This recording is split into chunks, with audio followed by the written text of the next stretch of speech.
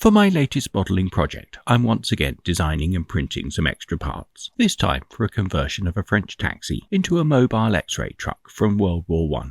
And for this film, I'm going to focus on the extra tyres I need, as an introduction to the 3D printed parts, sharing how I designed near facsimiles of the originals, and got the best results from my inexpensive Resin 3D printer, for both the tyres and the extra rims they need. My model is an approximate recreation of one of the Petite Curie, a fleet of mobile X-ray units from the First World War, designed by Marie Curie herself, for which she also personally trained around 150 women to operate them, including her daughter, helping save many lives. The trucks were a pretty ragtag bunch of vehicles, somewhat boshed together, presumably from whatever was available, and equipped with what must have been at the time the very latest technology. And it's from the many archive references on the internet that I've selected the one I'll be using as the basis of my conversion, seemingly the closest to the Renault taxi that I'll be using as the foundation vehicle, but with many additions, like an extended chassis, the double rear tyres that we're concerned with here, and of course the rest of the bodywork, which I'll need to design and print. My kit is a 1914 Renault taxi in 1/35th scale from ICM, just the kind of vehicle that would have been converted to the X-ray trucks, although there's quite a bit that I won't be using, so the instructions are going to need quite a bit of interpretation, to say the least, adjusting the build order to incorporate my new parts. But there's plenty I will be using, the engine and the distinctive radiator, as well as the wheels, which come with nice rubber tyres. But here's my problem. I've got 5, including the spare, but with those double rear wheels, I'm going to need 6. So I'm going to have to make some extra ones of my own, copying them the best I can, in 3D printed resin, exactly the same size, if not the same material, as the ones in the kit. I'll also need to do some modding on the rear wheels. The front ones are fine as they are, but we can see from my reference photo, I'm going to need a deeper rim to accommodate the 2 tyres. We'll still be able to use the spokes from the kit, but jumping ahead, this is what I'll be designing as well. A narrow rim for the inside of the wheel, and a slightly wider one for the outside, each with a ridge along the inside edge, so they push flat against the kit part. The 3D design is actually very straightforward, and I've just separated out the elements to show what's going on. The main bit is a torus, straight from the basic shapes menu, set to the size we measured from the kit part, and it's onto this I want to superimpose the tread, for which I'm using a ready-made object from the Tinkercad community, which I found by typing tyre into the search function, trying out both spellings. This has a nice chunky tread, which can actually be toggled on and off, and gently sloping walls, but the edge is too square for my needs, so I'm actually going to use it as a mask, a negative shape that will cut the tread into the side of my torus. For this I need to turn it into a hole, and then group with a square block of the same thickness, knocking out the tyre shape from the middle. This in turn can be switched to the negative, a hole within a hole. Then dropping that onto the work plane, directly over our torus, both elements, the mask and the torus, can be grouped together, cutting the tread around the edge and sloping the tyre walls, whilst retaining the rounded profile, typical of pneumatic tyres of the period, and a pretty good facsimile of the ones from the kit. The slightly chunkier tread, if anything, more appropriate to a larger truck.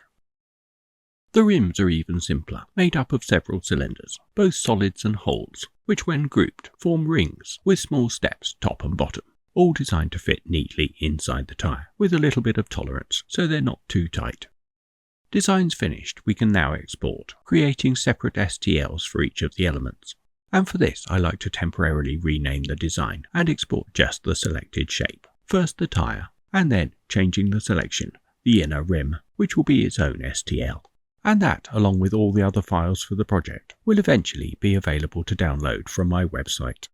But for our wheels we need one last piece, the slightly wider outer rim, and holding down the Alt key, I've lifted a duplicate of the inner one, which I can stretch up as a group, setting the snap distance for a 0.5 mm increment, and then that too can be exported with its own file name, again ticking the selected shape option in the export dialog box. Now we need to make our 3D shapes ready for printing by slicing them into layers, and for this I'll be using Lychee Slicer, opening up all 3 of my STLs, which it dumps just above my work plane, one on top of the other.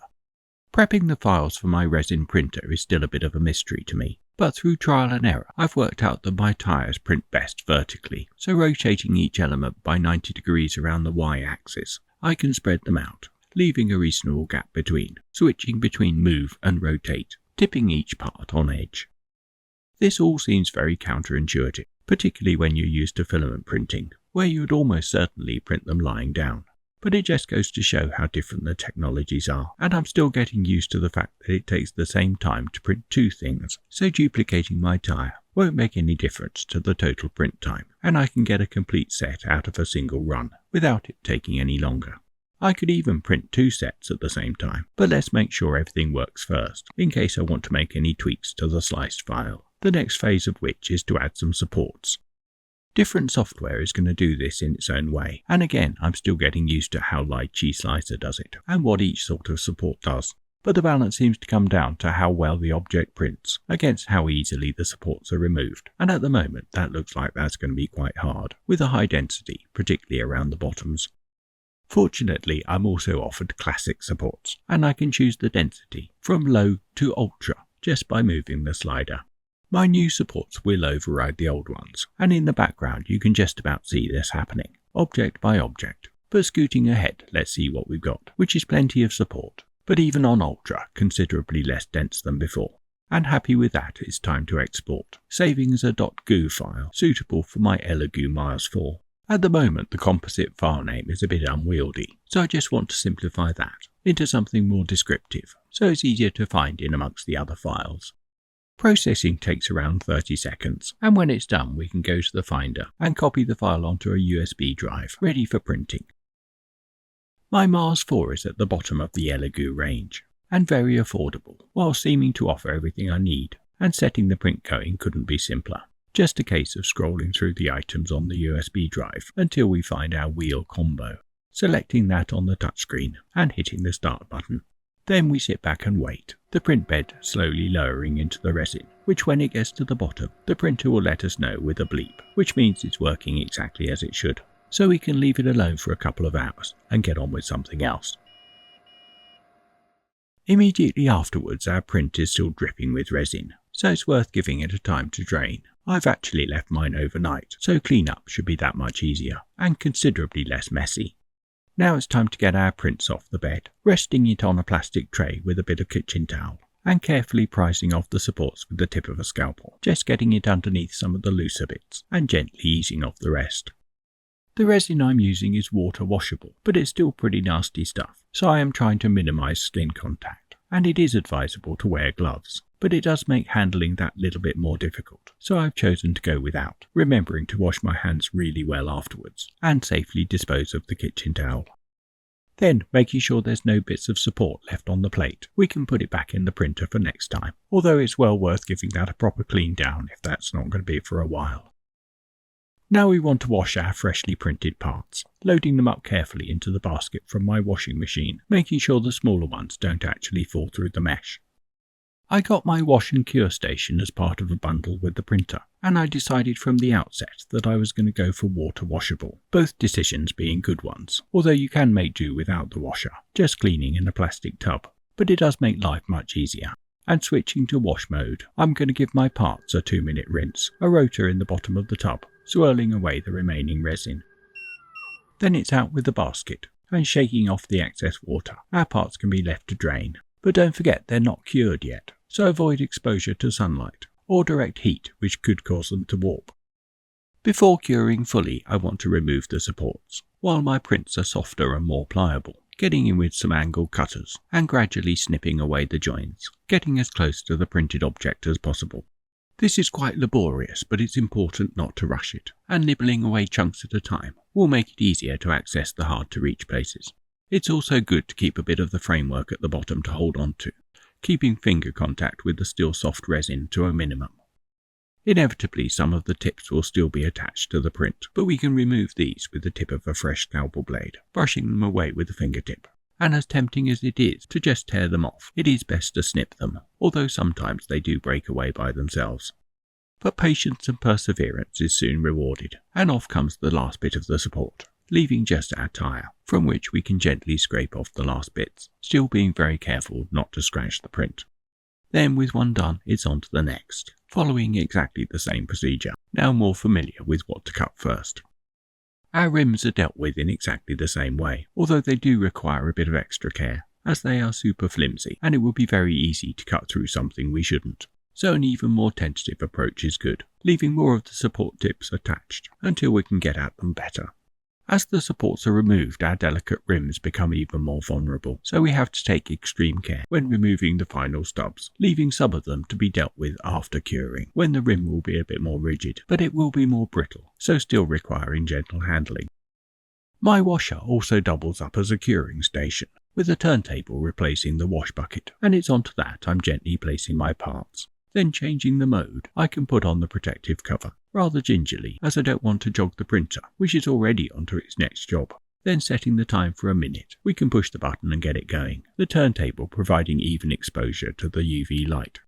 But just to be on the safe side, I'm pausing the exposure 20 seconds in so I can flip them over, giving the bottoms an equal shout. Then back on with the protective hood to complete the cycle. I don't know if flipping them over is really necessary, but best to err on the side of caution, as I have had some prints warp, possibly due to uneven curing. But these are looking great, even the fine rims perfectly round, and ready for assembly with the wheels from the kit.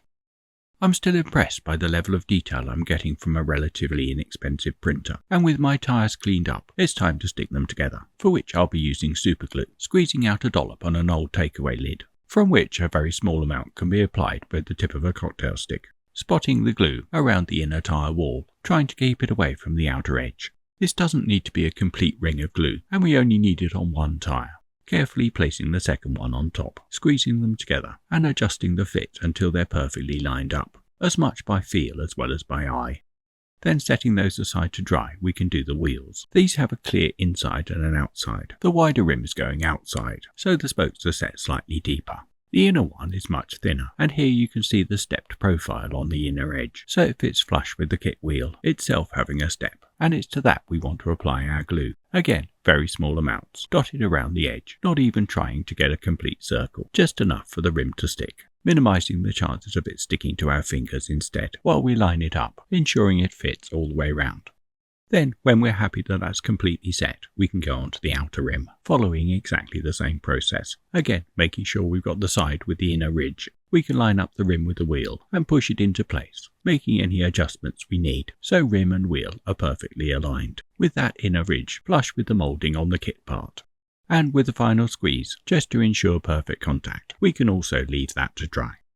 Then, just to make absolutely sure everything is properly stuck together, we can spread a little bit of our glue around the outside of our join, and when that's dry, gently file away any irregularities, either from the glue or remaining bits of support, to ensure a good fit inside the tyres, which we can also file until perfectly smooth, removing any remnants of support stubs that might prevent the wheel from fitting. Then finally onto our first test fit, the fully assembled wheel pushing into the tyres. A little bit tight at the moment, so a little more cleanup required.